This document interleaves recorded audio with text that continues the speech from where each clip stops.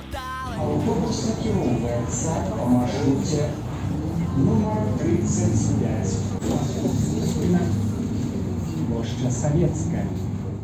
Добрый дзень, шановныя слухачы, вы слухаеце падкаст «Утульны горад», а мяне завуць Даша, і сёння мы тут сабраліся, каб пагаварыць пра культурную спадчыну. Справа ў тым, што ўсіх гродзенцаў трыгерыць, добра, не ўсіх, але мяне асабіста трыгерыць, калі мінчукі, напрыклад, пачынаюць расказваць, што Гродна такі еўрапейскі горад, вось ты прыязджаеш і спачуваеш там душою, такая у вас там культура, такая архітэктура. Той, хто бачыў фарты або фолюш, ніколі ў жыцці не скажа, што ў Гродна еўрапейская архітэктура, але гэта, канешне, ўсё жартачкі, нават у цэнтры, у гістарычным, у нас заўсёды ўзнікаюць спрэчкі з нагоды таго, што вось тут зруйнавалі нейкі будынак, які прадстаўляў нейкую культурную спадчыну па меркаванні гродзенцаў. Але адміністрацыя горада так не лічыла. Хто тут меў рацыю? Нейкі будынак, наадварот, адрамантавалі, а лепей бы гэтага не рабілі, кажуць гродзенцы ў сваіх фейсбуках. І так адбывалася, напрыклад, з домам Люціка, які знеслі і пабудавалі нейкае новае збудаванне. Так было са старым замкам вядомым, так было з паравозным дэпо, так было шмат з чым. І вось, каб прыпыніць гэтыя спрэчкі і раз і назаўсёды вырашыць, што можна лічыць культурнай спадчынай і як яе можна абараняць, я вырашыла запрасіць сапраўднага навукоўца, які не проста спрачаюцца ў фейсбуках наконт таго, што як трэба было рабіць, а разбіраецца ў гэтай тэме дакладна. Сёння да нас завітаў Сцяпан Стурэйка. Добрый дзень, спадар Сцяпан. Добрый дзень, Даша. Раскажыце, калі ласка, чым вы ўвогуле займаецеся, якая сфера вашых навуковых інтарэсаў? Я з'яўляюся дацэнтам Еўрапейскага гуманітарнага універсітэта. У нас там дзве праграмы: бакалаўрская, якая называецца «Еўрапейская спадчына», і магістарская, якая называецца «Развіццё культурнай спадчыны». Вось гэтым я займаюся. Апрача гэтага мы ўжо другі год выдаем альманах Ctrl+S. Той, хто ведае, што за камп'ютарная каманда Ctrl+S гэта азначае захаваць, і ён цалкам прысвечаны культурнай спадчыне. І гэтая назва, яна пра тое, што мы імкнемся не ігнараваць сучаснасць 21 стагоддзя у размовах пра спадчыну. Нарэшце я з'яўляюся лідарам міжнародна прызнанай грамадскай ініцыятывы «ІКАМОЗ Беларусь». Гэта беларускае адгалінаванне міжнароднай арганізацыі, дарадчага органа ЮНЕСКО, якая займаецца пытаннямі культурнай спадчыны ў самым шырокім сэнсе, ад нематэрыяльнай да рэстаўрацыі архітэктурнай. Беларускі камітэт мае міжнародную акрэдытацыю. На жаль, ён быў пазбаўлены акрэдытацыі у самой Беларусі. Ну, што рабіць? Давайце тады аб тым, што такое ўвогуле спадчына. Даша, а вы як бы адказалі на гэта пытанне? Бо это слово, яно такое распаўсюджанае, усе ведаюць ягонае значэнне. Ад прадзедаў спакон вякоў нам засталася спадчына. Ну гэта тое, што нам засталося ад прадзедаў спакон вякоў. Думаеце? Гэта найбольш распаўсюджаная сапраўды трактоўка. Это тое, што засталося, такі leftovers, парэшткі, так, якія чамусьці для нас каштоўныя. Вось гэта такое класічнае разуменне культурнай спадчыны, якое пануе ў галовах як абывацелей, так і большасці экспертаў, прафесіяналаў, практыкаў і гэтак далей. Вось я асабіста лічу, што гэтае вызначэнне крышачку канцэптуальна ўжо састарэлае. Таму што мы жывем у сітуацыі бума культурнай спадчыны. Гэта той працэс, які цалкам незразумелы ягоныя карані. Ён пачаўся, тут спрачаюцца розныя даследчыкі ў 80-е, можа ў 90-е. Хіба з развіццём масавага турызму, з тым, што ён стаў дасяжным, хіба з развіццём еўрапейскіх нацыяналізмаў пасля краху Савецкага Саюза. Цяжка сказаць, якія карані, але сэнс у тым, што мы заўсёды прызвычаіліся казаць пра спадчыну тады, калі яна руйнуецца, знікае. Але калі мы паглядзім на ахоўныя спісы, калі мы паглядзім на тое, куды экскурсаводы водзяць людзей, калі мы паглядзім на тое, за што ідуць спрэчкі, то мы убачым, што аб'ём культурнай спадчыны, ён увесь час пашыраецца нават за кошт новых катэгорый аб'ектаў ці з'яваў, якія прызнаюцца спадчынай. Дранік прызналі спадчынай. Некія эксперты прызналі дранік спадчынай. Ніколі пра гэту страву ў такім рэжыме раней асабліва не казалі. Дранік гэта такі казусны выпадак. Калі мы паглядзім зусім нядаўна, у сярэдзіне нулявых, напрыканцы нулявых, трэба было ўсім гарадзенскім чыноўнікам тлумачыць, што гарадзенская драўляная гэтая забудова гэта спадчына. Так, я памятаю, я вучыўся ва ўніверсітэце, і у мяне быў сябра з Гомеля. І ён паўтараў роўна тое, што вы, што Гродна, это еўрапейскі горад з архітэктуры, а ў нас-то што, у Гомелі ж нічога няма. Я яму казаў, дык у вас драўляная спадчына, драўляная забудова, цэлая квартальная, выдатна захаваўшаяся. Ён казаў, дык што это за спадчына? Это быў і застаецца вельмі разумны чалавек. І тады гэта думка была досыць распаўсюджаная. А сёння, дзякуючы з намаганнем гаспадара Еўгена Малікава, Еўгена Меркіса, іншых гомельскіх актывістаў, так, і такіх прамоўтараў спадчыны, сёння гэта ўжо не выклікае сумніву ў большасці людзей, што вось драўляная архітэктура сапраўды вартая. Глядзіце, пры нашым жыцці гэта адбылося. Індустрыяльная архітэктура, калі ласка. 20-30 гадоў гэта было вельмі экзатычна казаць, што індустрыяльная архітэктура, яна мае нейкую каштоўнасць. Ну, напэўна, калі завод пабудаваны быў у пазамінулым стагоддзі, то так. Але сёння нават былыя савецкія заводы ўважаюцца як industrial heritage. Урэшце рэшт, канвенцыя ЮНЕСКО, прысвечаная нематэрыяльнай культурнай спадчыне, яна была прынята толькі ў 2003 годзе, у 21 стагоддзі. І гэтак далей. Ну, сёння мы ўжо кажам пра digital born heritage. То бок нешта, што мы надзяляем пэўнай каштоўнасцю, некая інфармацыя, якая ніколі не мела асновы ў рэальным свеце. Гэта не пра алічбоўку нейкіх рэальных рэчаў, а там пра састарэлыя базы дадзеных, фейсбук старонкі памёрлых людзей, пра назапашаныя архівы, там каталог онлайнера, да, са старэлымі мадэлямі. А там вельмі цікавую можна інфармацыю знайсці, здабыць, вывучыць, чаму гэта не архіў, чаму гэта, уласна кажучы, не спадчына. Дык вось, пры такім росце аб'ёма спадчынай можа стаць усё, што заўгодна. У Амстэрдаме ахоўваюцца вулічныя пісуары, да, у Празе малюнак бруку на ходніках, конная сталярка. Ну, старыя люкі, форма дрэваў і тып высадкі дрэваў ўжо рэгулююцца. Пры такой разнастайнасці ад дранікаў да Нотр-Дам-де-Пары, да, егіпецкіх пірамідаў, ну, ўжо цяжка казаць, што спадчына гэта тое, што дасталося ад прадзеду спакон вякоў. Бо мы бачым, што шмат што з гэтага ўзнікае дзякуючы тэхналогіі. Гэта адзін з заклікаў урбаністаў сучасных. Знайдзі сабе на раёне спадчыну і ганарыся ёй, і прасоўвай яе. У Менску актывісты, менскія урбаністы у 19 годзе ладзілі файную рэч, яны раскручвалі серабранку, як такі цікавы аб'ект, у якім вельмі шмат культурнай каштоўнасці. То бок мы бачым, што гэта так, гэта тое, што засталося, але гэта тое, што ствараем мы сёння. Тыя значэнні, так і сэнсы, якімі мы надзяляем з'явы наша натуральна навакольна асяроддзя. Дык вось, калі у такой сітуацыі мы знаходзімся, то я б сказаў, што спадчына гэта не самі артефакты і элементы, а спадчына гэта тыя працэсы і адносіны, тая камунікацыя, якая складваецца вакол іх. Таму што ўнутр гэтага працэсу, ўнутр гэтай камунікацыі можна пакласці ўсё, што заўгодна. Ад гэтай шклянкі вады да калужскай царквы. А далей ужо, якія адносіны, так? Якая апека, якую гісторыю расказваюць экскурсаводы, чаму бацькі дзяцей ведуць, каб паглядзець вось да каложы, дакрануцца яе сцену, пашукаць там гэтыя знакі 12 стагоддзя майстроў дойлідаў старажытных, гэтак далей. Ну, вось спадчына гэта хутчэй гэта, я б сказаў, з перспектывы чалавека, які працуе ў гэтым поле. І мне здаецца, з вашага аповеду становіцца відавочна, што спадчына гэта не абавязкова пра мастацтва, таму што мы ў першую чаргу думаем ці пра нейкае там фальклорнае мастацтва, калі кажам спадчына, ці пра нейкія piece of arts, там архітэктуры, карціны гэтак далей, але відавочна, што гэта не абавязкова нешта такое прыгожанькае. Пэўны гістарычны перыяд міжнародная экспертная супольнасць падзялілася. Гэта была вялікая спрэчка, ці спадчына гэта толькі мастацтва і нешта прыгожае. І сталася гэта тады, калі у спіс сусветнай спадчыны ўключылі канцэнтрацыйны лагер Аўшвіц-Біркенау, што дакладна не ёсць прыгожым і выдатным месцам з усёй гісторыі звязаны.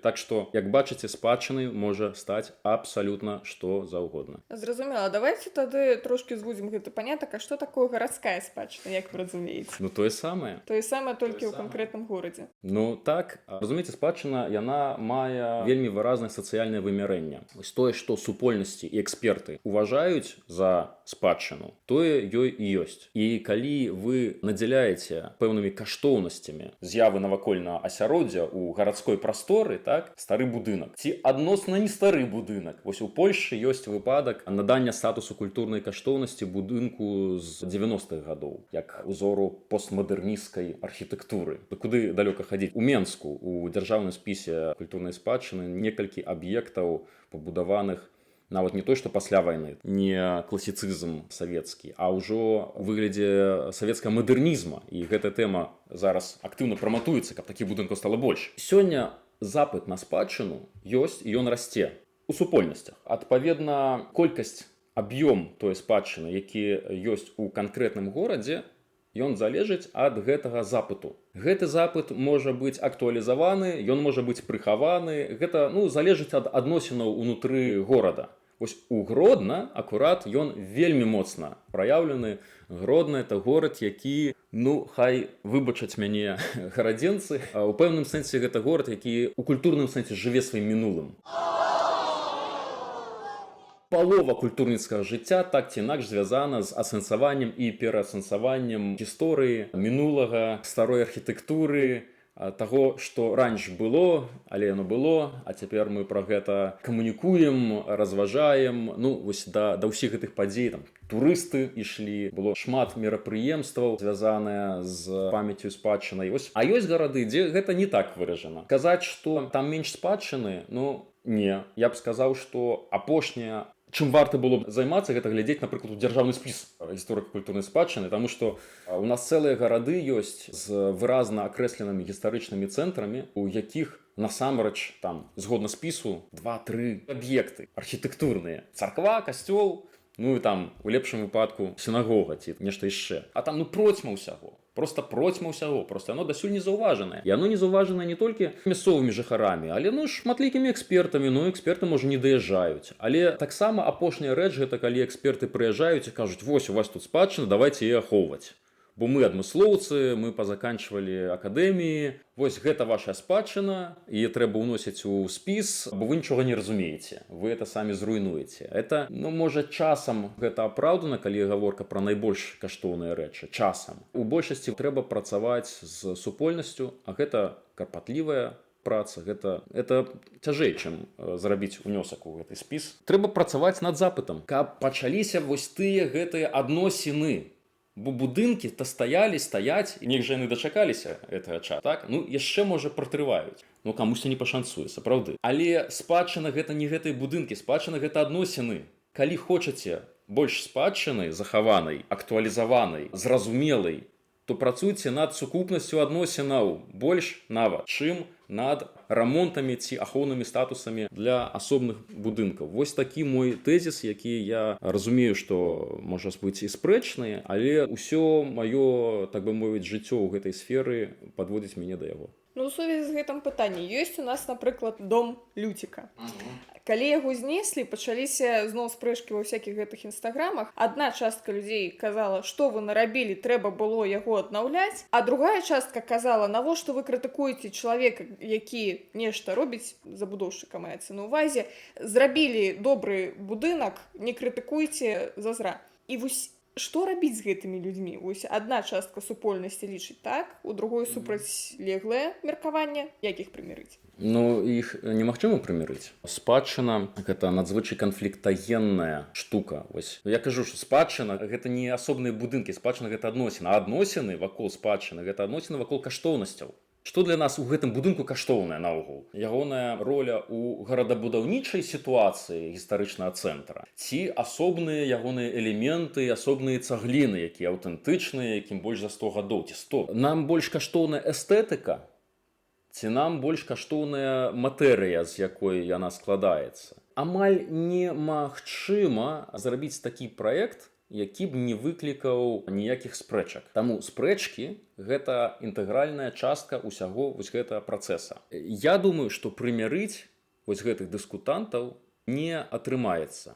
Але я б раю і лічу вельмі патрэбным гэтую дыскусію працягваць і пашыраць. Таму, што я бачу плён гэтых дыскусій. Калі мы паглядзім на гісторыю захавання архітэктурнай спадчыны Гродна, ну так, ад 2004 ці 2005 года, калі пачаўся ремонт, рэканструкцыя савецкай плошчы, то, што выклікала аграмадную колькасць спрэчак, і памятаеце, там былі розныя акцыі, актывісты кідаліся пад эскаватар. Калі паглядзець на гісторыю апошняй ітэрацыі горадаабарончага руху у Гродна, па вялікім рахунку гэта гісторыя стратаў, здавалася б.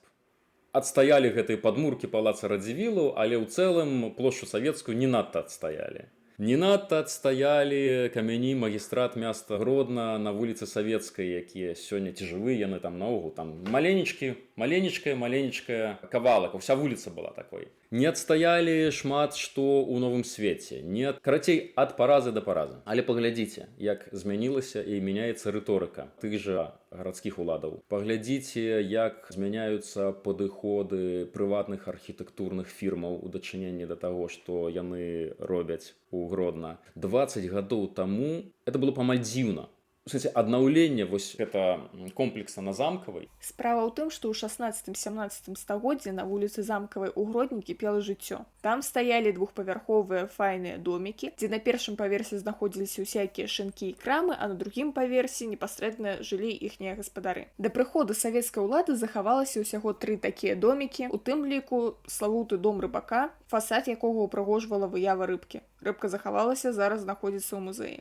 Савецкая ўлада, як яна звычайна гэта рабіла, вырашыла тыя домікі знішчыць. Але прыблізна 5 год таму знайшоўся забудоўнік, які вырашыў тыя домікі аднавіць, каб зрабіць там сучасны гандлёвы бізнес-цэнтр. Або сучасныя інтэрвенцыі ў тым жа новым свеце. Так называецца раён у Гродні, дзе знаходзяцца будынкі 19 стагоддзя, як драўляныя, так і цэгляныя, і некаторыя з іх сапраўды зараз перабудоўваюцца. Які сёння выглядаюць, так можа быць. Або новыя будынкі, або рэканструкцыі за Вялікай Траецкай вуліцай, так? Окей, гэта велізарны, гэта велічэзны прагрэс. І сёння такія аднаўленні, як вось з гэтым домам Люцікам, так, яны, безумоўна, выглядаюць вельмі спрэчна. Мы зараз не абмяркоўваем якасці вось гэтай архітэктуры. Я б мог выказацца і пра якасці, не хочацца. Хочацца сказаць пра тое, што агулам сітуацыя паляпшаецца. Яна паляпшаецца і дзякуючы такім спрэчкам. Таму гэтыя спрэчкі трэба працягваць, гэтыя дыскусіі. Яны мусяць датычыцца як мага шырэйшае кола людзей, а не толькі спецыялістаў, якія і так гадамі сядзяць у гэтай тэме. А вы запытайцеся на вуліцы, а вы запытайцеся ў нейкіх там моладзі, якая толькі сёння пачынае цікавіцца, і гэтак далей. Гэты працэс, ён не мусіць ізноў жа адбывацца стыхійна, ён мусіць быць неяк арганізаваны. Гэты працэс можа быць нейкім чынам накіраваны ў канструктыўнае рэчышча, у высвятленне таго, чаго мы сапраўды хочам, чаго грамада хоча, якія каштоўнасці мы адстойваем у нашых узаемадачыненнях з горадам. Гэта ўсё праяўляецца потым у тых кіраўнічых рашэннях і ў тых будаўнічых праектах, якія адбываюцца, і сёння яны нашмат лепшыя, чым былі 20 гадоў таму. А можете прыгадаць які-небудзь праект, які быў 20 год таму, і ён такі сабе на ваш погляд? Я ўзгадаў выдатны кепскі прыклад рэканструкцыя дзіцячага света. Гаворка ідзе пра будынак на вуліцы Савецкай, на першым паверсе якога зараз знаходзіцца кавярня Хотфікс. Гэты будынак за савецкім часам уяўляў сабой тыповую савецкую архітэктуру з вялікімі вокнамі, таксама як і яго сусед, гандлёвы дом Нёман, тады болей вядомы як універмаг, што стаіць якраз насупраць. Але на папярэдні юбілею Гродна ў нулявых гадах будынак дзіцячага свету вырашылі рэканструяваць і стылізаваць пад усю тую гістарычную забудову, якой славутая савецкая вуліца. Дадалі нейкіх башанак, перафарбавалі, а вялікія вокны тыповыя для савецкай архітэктуры засталіся. Карацей, атрымалася нешта дзіўнае, але тады гродзенцам быццам бы спадабалася. Або будынак, які стаіць на самым канцы вуліц Карла Маркса і Кірава. Гэта акурат 20 гадоў таму адбывалася. Дарэчы, сёння яго ўжо можна як прыклад постмадэрнісцкай архітэктуры таксама ахоўваць. Або рэканструкцыя гарадзенскага чыгуначнага вакзала. Это менш, чым 20, але таксама яна ніводнай праблемы. Або шэраг будынкаў у новым свеце, якім таксама ўжо 10-15 гадоў. Это проста кепская архітэктура. І яна дэманструе абсалютную непавагу да таго, што адбываецца. Той же падземны пераход на Баторыя, які лучаць савецкую плошчу з гэтай вуліцай. Вось вам прыклады. Сёння лепш. Згодная. А вось давайце наконт кепскай архітэктуры. Як адрозніць кепскую архітэктуру ад некепскай? Гэта пытанне крыху ў бок, пытанне хутчэй да архітэктараў, Я б мог вас навучыць адрозніваць кепскую рэстаўрацыю ад добрай. Давайте. Рэстаўрацыя змяшчае 3 аспекты, 3 часткі. Вельмі важны. Добрае дасягаецца ў балансе, у суаднесенні гэтых 3 частак. Што гэта за часткі? Першае гэта кансервацыя, то бок захаванне як мага больш аўтэнтычнай матэрыі, аўтэнтычных элементаў, старой сталяркі, страпільнай сістэмы, старых камянёў, цаглін і гэтак далей. Вось чым больш мы можам гэтага захаваць, тым лепш. Іншая справа, што любая рэстаўрацыя, гэта ў тым ліку будаўнічая дзейнасць, любая інтэрвенцыя будаўнічая, яна змяншае колькасць вось гэтай аўтэнтыкі. То бок немагчыма адрэстаўраваць, не згубіўшы крыху аўтэнтыкі. Ну, пытанне ў тым, колькі мы яе згубім. Вось дзе менш, там лепш. Але гэта толькі адна частка. Другая частка – гэта рэканструкцыя. Мы рэстаўруем дзеля чаго? Каб выкарыстоўваць. Напрыклад, каб жыць у гэтым доме.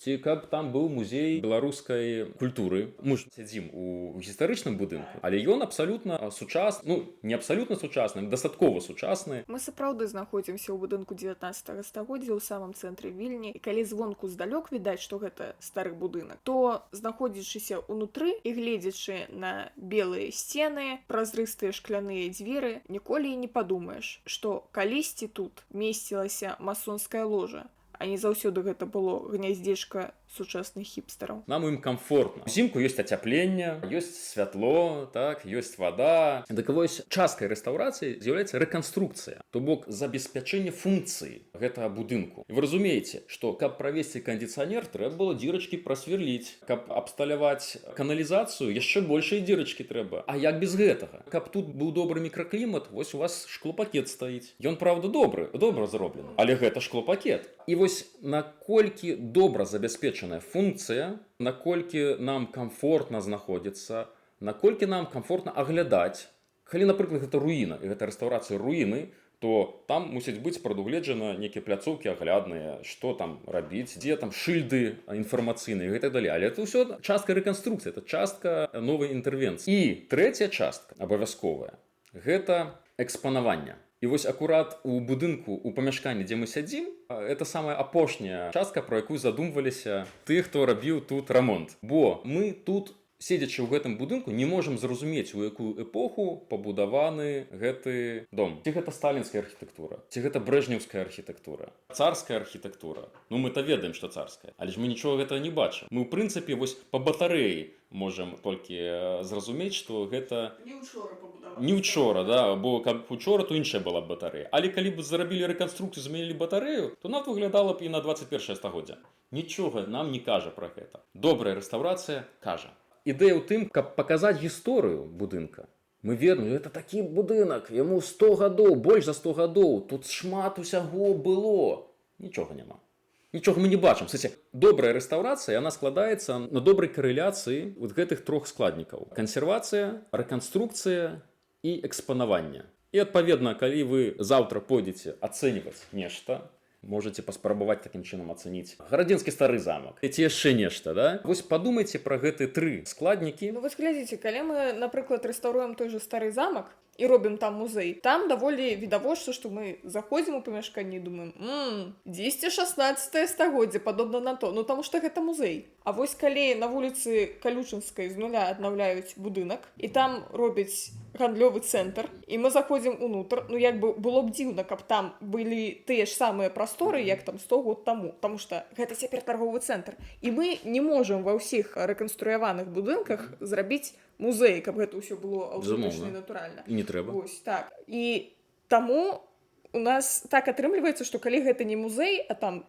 гандлёвы цэнтр, крама, яшчэ штосьці, то ён апрыёры не будзе аўтэнтычным. Калі я пачаў распавядаць пра рэстаўрацыю, то я меў на ўвазе працу з аўтэнтычнымі архітэктурнымі аб'ектамі. А калі яно пабудаванае нанова, ну то зразумела, патрабаванні, каб гэта выглядала па-старому, яны гучаць, ну, крыху абсурдна. У гэтым сэнсе вось ёсць гэтыя прэтэнзіі да гандлёвага цэнтра на Замкавай. Тыя самыя будынкі з домам рыбака. Таму што гэта новая архітэктура, якая выглядае, нібыта яна старая. Значыць, кажуць некаторыя эксперты, мы дэвальвуем такім чынам аўтэнтыку. Мы нібыта робім паведамленне ўсім, што тое, што там разбурана, гэта не так важна. Мы можам зрабіць такое, як было. нават лепш. Вось, глядзіце прыклад. Давайте Таму- зруйнуем стары замак і з нуля пабудуем, гэта ж будзе прасцей. Это вялікае перабольшанне, але для дома Люціка так, для іншых будынкаў менавіта так можна сказаць, шараговай забудовы. І ў гэтым сэнсе да такога падыходу ёсць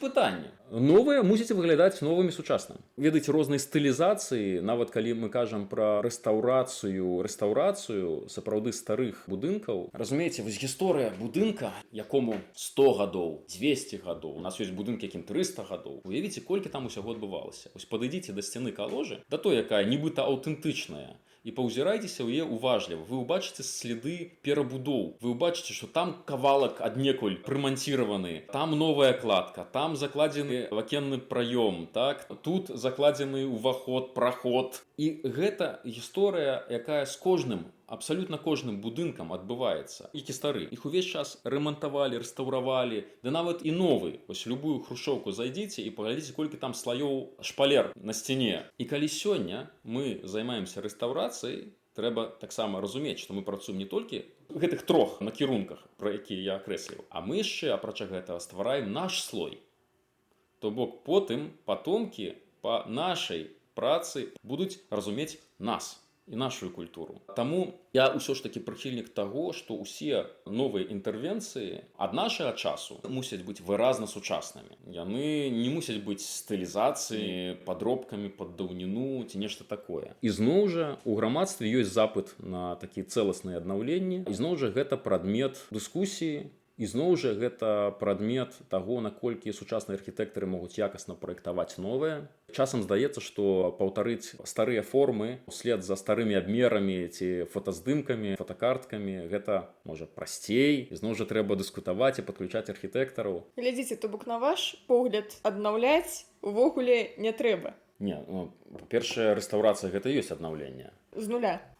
Ну, вось як Фара Вітаўта. Трэба, але гэта мусіць быць вынікам кансэнсусу і дамоўленасці. Паколькі спадчына гэта адносіны вакол аб'екту, гэта адносіны пра каштоўнасці, то спрэчкі будуць заўсёды. Вот глядзіце, гісторыя архітэктурнай рэстаўрацыі, рэканструкцыі, да? Другая сусветная вайна, руйнаванне Варшавы, так? І потым у першыя ж гады аднаўлення гэтай Варшавы. І не толькі Варшавы, але таксама і Гданьска, і Вроцлава, і пэўнай колькасці іншых гарадоў у заходняй Еўропы. А далёка не ўсё аднаўлялася. Напрыклад, горад Ковентры не аднаўляўся ў Великабрытаніі. Роттердам, зруйнаваны такім жа чынам, як Варшава, не аднаўляўся менавіта з-за таго, каб не рабіць новае ў целе старога. У Польшы эксперты вырашылі інакш. Аднавілі Варшаву, парадаваліся, і ў 1964 годзе прымаецца Венецыянская рэстаўрацыйная хартыя. Дакумент, які наўпрост забараняе аднаўляць. Ён выразна аддае прыярытэт кансервацыі над аднаўленнем. Калі захаваліся руіны, захоўвайце руіны. Не аднаўляйце. Хто аўтар, адзін з суаўтараў гэтай венецыянскай хартыі? Прафесар Ян Захватовіч, аўтар і ідэолог аднаўлення Варшавы. Это каб вы разумелі. Людзі мяняюць. Што няма простых адказаў, так? Окей, рушым далей. І вось нібыта экспертная супольнасць ужо прымірылася з тым, што не варта аднаўляць, але адбываецца распад Савецкага Саюзу і сацыялістычнага лагера. Адбываецца аб'яднанне Нямецчыны. І нямецкія гарады пачынаюць аднаўляцца. Вось літаральна у 19 годзе было адкрыццё новага гістарычнага цэнтра Франкфурта на Майне. Я нават прысутнічаў. І гэта было зроблена абсалютна па ўзоры Варшавы, толькі праз 80 гадоў. Аднаўляецца Дрэздэн. І гэта ўсё парушэнне Венецыянскай хартыі. У Вільні будуецца палац валадароў. У Менску аднаўляецца ратуша. У Магілёве аднаўляецца ратуша. У Рызе аднаўляецца дом чарнагаловых. І архітэктары, рэстаўратары, спецыялісты па спадчыне задумваюцца над тым, што штосьці дзеецца не так. І прымаецца Рыжская рэстаўрацыйная хартыя ў 2000 годзе. Яна кажа, што ў выключных выпадках, калі гэта адпавядае нацыянальным інтарэсам і калі гэтае аднаўленне мае асаблівае значэнне для ідэнтычнасці таго ці іншага месца, тады можна. Разумееце? І калі вы запытваецеся, ці можна, ці нельга, у мяне перад вачыма стаіць вось проста гісторыя. Я разумею, што пры розных абставінах могуць прымацца розныя рашэнні. Але гэтыя рашэнні, яны тым больш пазітыўна будуць успрынятыя, чым больш яны прадыскутаваныя загадзя, чым больш самыя розныя эксперты, самыя розныя бакі, прадстаўнікі грамадскасці, ці там, калі пра Фару Вітаўта казаць, то рэлігійныя прадстаўнікі, вядома, прычым розных канфесій. Усім ёсць што сказаць пра гэта. І вынік іх гутарак мусяць потым скласці аснову задання на праектаванне. Потым ужо, калі архітэктурныя фірмы будуць праектаваць, яны мусяць грунтавацца на тых каштоўнасцях і на тых падыходах, якія будуць выпрацаваны, якія будуць уважаныя за кансэнсусныя. А яшчэ далей, па вялікім рахунку, калі гаворка пра Фару Вітаўта, то трэба абвяшчаць міжнародны архітэктурны конкурс, каб вось з гэтымі усімі патрабаваннямі, вось з гэтым заданнем на праектаванне працавалі розныя фірмы. І яны пакажуць розныя падыходы, рознае разумення гістарычнай архітэктуры, дамінантнай архітэктуры, сакральнай архітэктуры. Што там у выніку атрымаецца, абсалютна непазбежна выкліча спрэчкі, але калі добра пабудаваная вось гэтая камунікацыя, то гэта сапраўды будзе нашай спадчынай. Агульнай. Агульнай. Слухайце, а што ўвогуле бывае за парушэнне гэтых харты? Прыязджае нейкая паліцыя культурнай спадчыны, не? Не. Хацелі ў Беларусі зрабіць такі рэстаўрацыйны спецназ, не атрымалася. А насамрэч нічога вам ніхто не зробіць, калі вы гэта парушаеце. І нават калі няеглы, няўдалыя інтэрвенцыі будуць у Нешвіжскім або Мірскім замку, то ЮНЕСКА таксама не прышлі верталёты. У самым горшым выпадку, што можа зрабіць ЮНЕСКА, гэта проста выкрэсліць гэты аб'екты са спісу. Гэта найвялікшае пакаранне. Гэтыя харты, яны, безумоўна, гэта умоўнасць. Гэта нейкі намер. Як, дарэчы, і большасць міжнародных пагадненняў. Гэта прамежкавая фіксацыя пэўнай крыху фармалізаванай дамоўленасці. Венецыянская хартыя – гэта проста дэкларацыя. Дэкларацыя зроблена больш за 50 гадоў таму, дарэчы. Безумоўна, за гэты час пакаленні ўжо змяніліся архітэктараў. І ўжо для іх гэта нейкі артефакт з мінулых эпох, вось той спосаб мыслення. Ну, адпаведна, з тых часоў насамрэч гэтых харты прынята ўжо вельмі шмат. А ёсць, напрыклад, канвенцыі. Ёсць еўрапейская канвенцыя аб культурных ландшафтах. Ёсць канвенцыя ФАРО. Вось гэта ўжо больш сур'ёзныя дакументы, якія прадугледжваюць змены ў нацыянальным заканадаўстве, калі краіна далучаецца да той ці іншай канвенцыі. Апошняя канвенцыя ў рэчышчы культурнай спадчыны, да якой Беларусь далучылася, ну, дарэчы, дзве канвенцыі. Канвенцыя аб культурнай разнастайнасці, 2005 год. І акурат тая самая канвенцыя 2003 года аб нематэрыяльнай культурнай спадчыне. І, ў прынцыпе, Беларусь справаздачыцца перад міжнароднай супольнасцю па выкананні гэтых абедзвюх канвенцый. Беларусь мадыфікуе нацыянальнае заканадаўства, каб яно спрыяла выкананню гэтай канвенцыі. Іншая справа. Наколькі у Беларусі беларускія эксперты, якія адказваюць за гэта, разумеюць самі гэтыя тэксты. Нельга сказаць, што яны не прафесійныя. Але потым, калі вось гэтыя канвенцыі яны спускаюцца на ўзровень райвыканкамаў, да, то там ужо сядзяць людзі, якія, ну, магчыма... Не ведаюць ангельскай мовы, каб гэта прачытаць. Напрыклад, так. Не надта яны ездзяць па камандыроўках на сусветныя кангрэсы ці еўрапейскія кангрэсы. І яны жывуць, ну, у пэўных іншых парадыгмах, пэўных іншых разуменнях. Але гэта частка таксама нармальна працэс, таму што насамрэч ва ўсіх краінах разумеюць крыху па-свойму. Іншая справа, наколькі па-свойму. Это можа быць вельмі па-свойму, а можа быць крыху па-свойму. А вось у Беларусі разумеюць, ну так, ну па-свойму. Адна з нашых студэнтак магістратуры рабіла даследаванне менавіта пра выкананне канвенцыі 2003 года. І ёсць нават публікацыя пра тое, як на раённым узроўні спецыялісты па НКС, нематэрыяльнай культурнай спадчыне, як яны разумеюць канвенцыю і адпаведныя дакументы. Тут ёсць у нас пра што казаць, але пакуль, бачыце, мы пра дранікі кажам. Слухайце, ну дранікі, яны карысныя, іх можна з'есці. Знішчыць нематэрыяльную культурную спадчыну, як жартуе Антон Астапович. Нядрэнна. Трэба удакладніць, што пад дранікамі маецца на ўвазе традыцыя прыгатавання, а не самі дранікі. Так, варта было гэта ўдакладніць. Окей, наконт знішчанай спадчыны, наконт той жа Фары Вітаўта, усе гродзенцы ўвогуле маладыя задаюцца пытаннем, як так у 60-х гадах увогуле савецкай уладзе прыйшло ў галаву, што можна ўзяць, падарваць тую царкву. Прычым астатнія цэрквы пакінуць, хай стаяць, а гэтую менавіта падарваць. У вас ёсць адказ на гэтае пытанне? Ну, часткова ёсць. Пачатак 60-х гадоў гэта апошняя, ну, некаторыя скажуць, што перад апошняя, бо яшчэ ў 80-е была спроба антырэлігійнай нацыянальнай барацьбы. І гэта было звязана з палітычнымі пературбацыямі у вышэйшым кіраўніцтве Савецкага Саюза за новай палітыкай адлігі Мікіты Хрушчова. Разумееце, у той час шмат хто у палітбюро, шмат хто з функцыянераў лічылі, што Сталін адышоў ад ленінскіх ідэалаў. А сярод ленінскіх ідэалаў было будаванне грамадства на абсалютна новых падставах.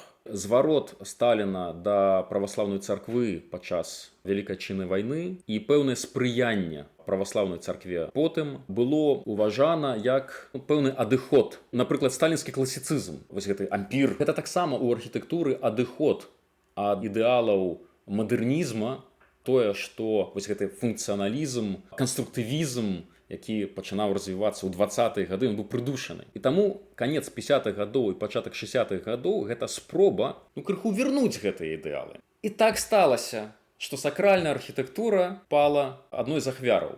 У сэнсе новай архітэктуры гэта эпоха нарадзіла лепшыя прыклады савецкага мадэрнізма. Тое, што акурат мы імкнемся ахоўваць сёння. А вось гістарычная архітэктура, на жаль, крыху пацярпела. Не крыху, нармальна. 61 год вельмі трагічны для ўсяго Савецкага Саюзу ў гэтым сэнсе і ў прыватнасці для Беларусі. 60-63 год Беларусь лішылася, дакладна не лічыў 10 выдатных аб'ектаў, да? 10 то дакладна. Сярод іх наша Фара Вітаўта, а найбольш каштоўны, мабыць, гэта царква 12 стагоддзя ў Віцебску, Дабравешчанская царква. Праз месяц пасля яе зносу руіны і то, што яшчэ засталося, то, што не дазнеслі, было пастаўлена пад ахову. І выйшаў адмысловы выпуск савецкага кінажурнала «Фіціль». Гэта такі сатырычны кінаальманах, дзе высмейваўся знос Витебской церквы. Город Витебск.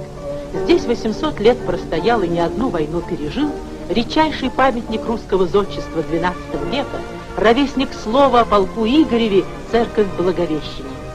Но что время и войны по сравнению с возможностями иных градоправителей, в частности Николая Ильича Собельникова, председателя Витебского городского совета? Что это еще за древности такие супротив нашего гортеатра? Вопросил Николай Ильич. И всеми правдами и неправдами добился снятия памятника с охраны государством. А затем, недолго думая, уничтожил.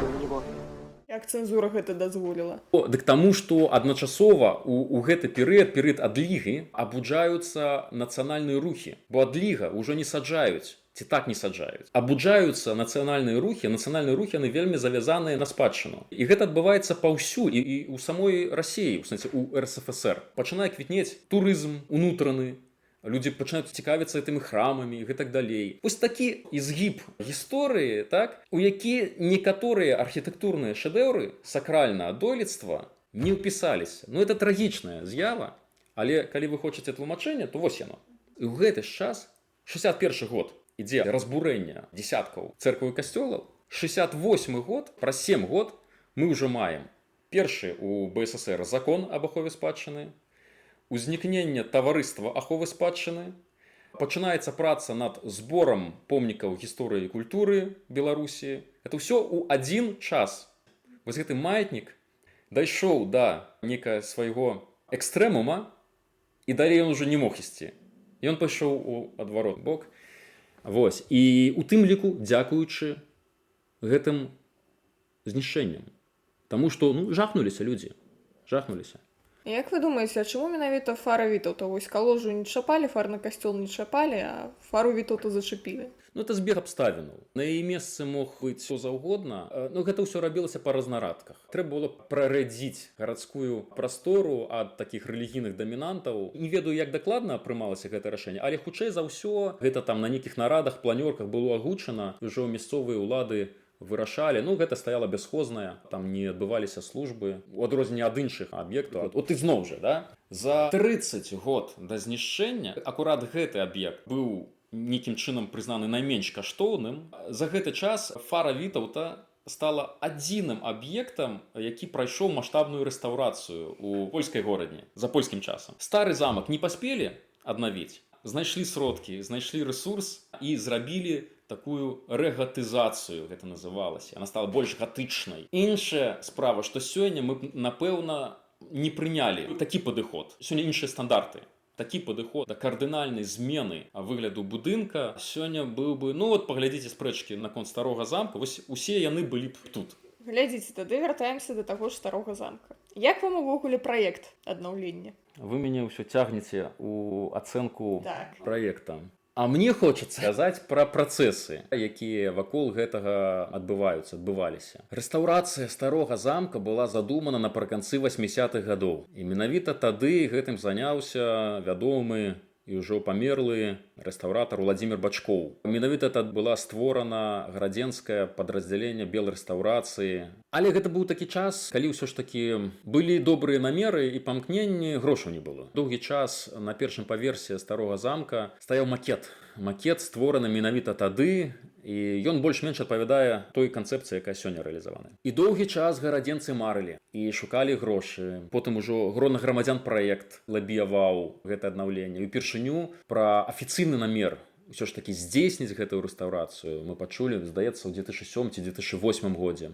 А за гэты час вырасла новае пакаленне. Новае пакаленне рэстаўратараў, новае пакаленне гісторыкаў, з'явіліся новыя дакументы, новы погляд на спадчыну і на канкрэтна гэты аб'ект. Гэта канфлікт пакаленняў з аднаго боку, а з іншага боку усе тры вымярэння рэстаўрацыі, кансервацыя, рэканструкцыя і экспанаванне, экспазіцыя, яны ўсе прысутнічаюць у тым, што там адбываецца на старым замку. І можна спрачацца пра суадносіны. На мой погляд, малавата там экспанавання.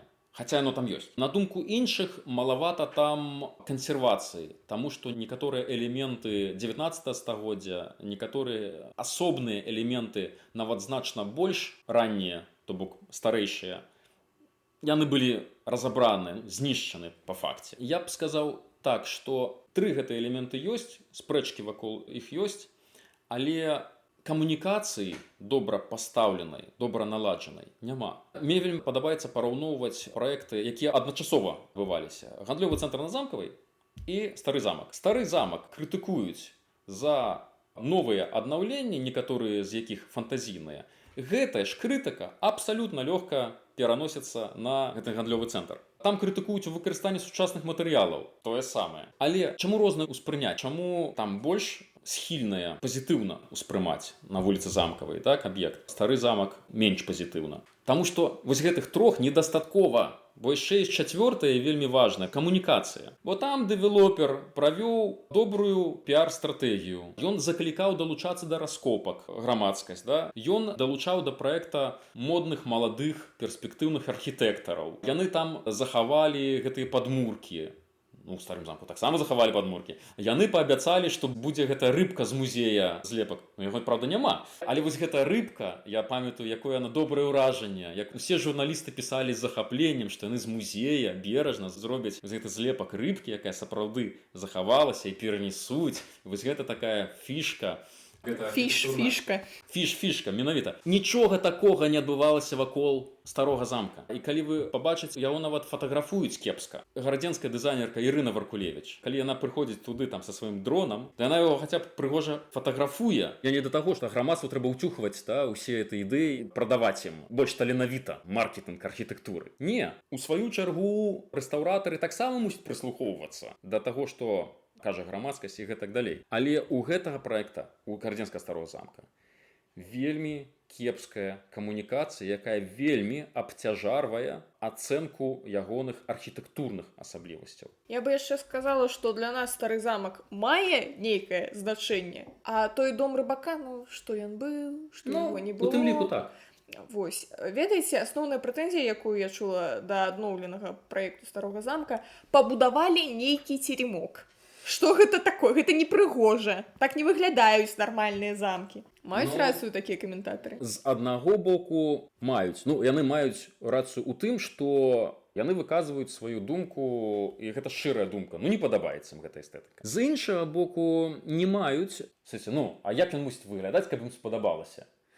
Гістарычная архітэктура не абавязкова мусіць вам падабацца. Вось Калужская царква, яна што такая прыгожая? Ну яна аўтэнтычная. Ну некая, ну таксама, ну як, ну а дзе это аўтэнтыка? Колькі там аўтэнтыкі? Ну вось падыходзіш і адчуваеш, што вось нейкае старое нешта. Да. А падыходзіш да старога замка, адчуванне, што гэта новы гандлёвы цэнтр. Ну у ёсць так, Сіці. ну я згодны. Часткова ёсць такое адчуванне, але ў прынцыпе любое рашэнне, якое там прымалася, абгрунтаванае. Там няма чыстых фантазій. Там ёсць недастаткова абгрунтаваныя рашэнні. Вось я так скажу. Але абгрунтаванне ў іх так ці інакш ёсць. І вялікая частка элементаў архітэктурных там зробленая па аналогіі з будынкамі адпаведнага часу. У Польшы найбольш блізкія, якія Владзімір Бачкоў уважаў пабудаваныя тым самым архітэктарам. Тут ізноў жа ёсць спрэчкі на гэты конт, але сказаць, што гэта чыстая фантазія, таксама нельга. Там проста крыху іншая логіка прыняцця рашэння, крыху іншая логіка абгрунтавання гэтых рашэнняў. Разумееце, Владзімір Бачкоў быў абсалютным фанатам Жозепа Сак. Ён быў абсалютна ў захапленні. Ён вывучаў ягоную творчасць. І ў пэўны момант яму здалося, што ён зразумеў гэта архітэктара, ягоную логіку і чаму ён так робіць. І таму у прыняцці пэўных рашэнняў Владзімір Бачкоў і, адпаведна, праектыроўшчыкі, якія да яго прыслухоўваліся ў грамадзян праекце, сыходзілі не толькі з дакументальнай гэтай логікі, з таго, што напісана ў інвентарах ці яшчэ дзесьці. Не толькі з гэтага, хаця з гэтага таксама. Але і з унутранага адчування логікі і душы архітэктара, ягонай манеры канструявання прасторы. Гэта спрэчны падыход. Вось менавіта гэты падыход, ён крытыкуецца сёння. Але нельга казаць, што гэты падыход на пустым месцы. І таму, калі нешта не падабаецца сёння, чыста эстэтычна, не трапляе ў ваш густ. Ну, гэта не азначае, што рэстаўратар мусіць рэстаўраваць, каб вам падабалася. Ну, стары замак не $100. Значна больш.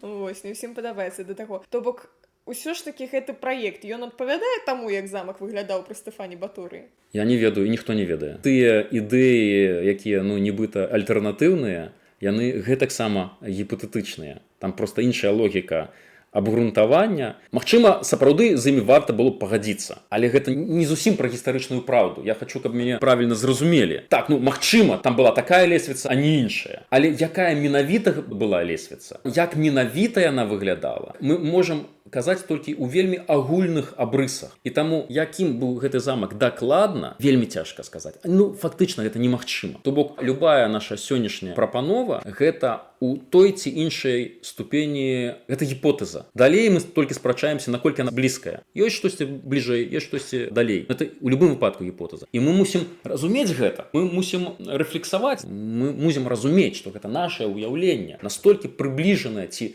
настолькі аддаленае ад таго, што было насамрэч. А калі сёння там музей, то ўжо ж іншая логіка прасторы, таго, як мусіць выглядаць памяшканні, бо яны музейныя, бо там маршрут мусіць быць, бо там вось мусіць быць аглядная пляцоўка, бо это важная атракцыя ва ўсім гэтым музейным наведанні.